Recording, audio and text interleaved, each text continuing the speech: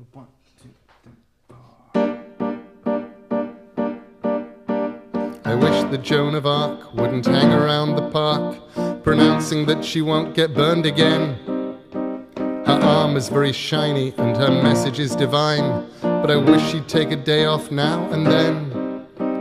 She said it clears your head when you come back from the dead, with your sword as sharp as anything that cuts. And to prove it, she bisected 3 young tourists from Utrecht, which rapidly displayed a lot of guts. She says we need to raise a brand new army, and the flag of France so proudly she unfurled. And the people that she hated will be neatly bifurcated, and the British will no longer rule the world. She says it was a mistake to let them burn her at the stake, and she learned a lesson back there in the flames. So she's going to kill the Queen and then she'll rescue Old Orleans, and it's really hard to hang around with saints. I think I ought to tell her that the English left in failure and they don't go back to France except on holes.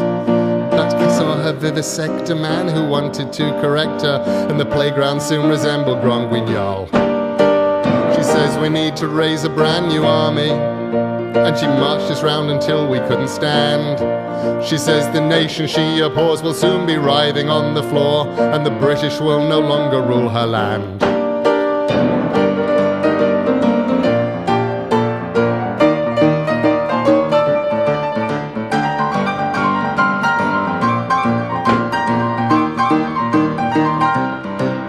And she's waiting for the Dauphin, who will come across the ocean and knows that God agrees with her complaints.